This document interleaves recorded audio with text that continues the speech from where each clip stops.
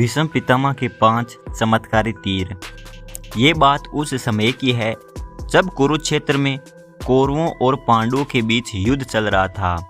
पितामह भीष्म कौरवों की ओर से युद्ध लड़ रहे थे, लेकिन कौरवों के सबसे बड़े भाई दुर्योधन को लगता था कि भीष्म पितामह पांडवों को नुकसान नहीं पहुंचाना चाहते हैं। दुर्योधन का मानना था कि पितामह भीष्म बहुत शक्तिशाली है और पांडवों को मारना उनके लिए बहुत आसान है। इसी सोच में डूबा दुर्योधन भीष्म पितामह के पास पहुंचा। दुर्योधन ने पितामह से कहा कि आप पांडवों को मारना नहीं चाहते, इसीलिए आप किसी शक्तिशाली हथियार का इस्तेमाल नहीं कर रहे हैं। दुर्योधन की बात सुनकर भीष्म बोले, अगर तुम्हें ऐसा लगता है तो मैं कल ही 500 पांडवों को मार गिराऊंगा। मेरे पास 5 चमत्कारी तीर हैं जिनका उपयोग मैं कल युद्ध में करूंगा।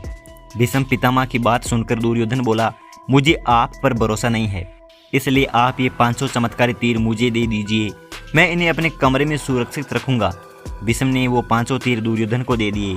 दूसरी ओर श्री कृष्ण को इस बात का पता चल गया। उन्होंने अर्जुन को इस बात की जानकारी दी।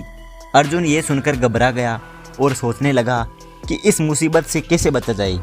श्री कृष्ण ने अर्जुन को याद दिलाया कि एक बार तुमने दुर्योधन को गंधर्वों से बचाया था। तब दुर्योधन ने तुमसे कहा था कि इस एहसान के बदले तुम भविष्य में मुझसे कुछ भी मांग सकते हो। ये सही समय है, तुम दुर्योधन से वो 5 चमत्कारिक तीर मांग लो। इसी तरह तुम्हारी और तुम्हारे भाइयों की जान बच सकती है। अर्जुन को श्री कृष्ण की सलाह बिल्कुल सही लगी। उसे दुर्योधन का दिया वचन याद आ गया। ऐसा कहा जाता है कि उस समय सब अपने दिए गए वचन जरूर निभाते थे। वचन तोड़ना नियम के खिलाफ माना जाता था। अर्जुन ने जब दुर्योधन को उसका दिया वचन याद दिलाया और 5 तीर मांगे तो दुर्योधन मना नहीं कर सका।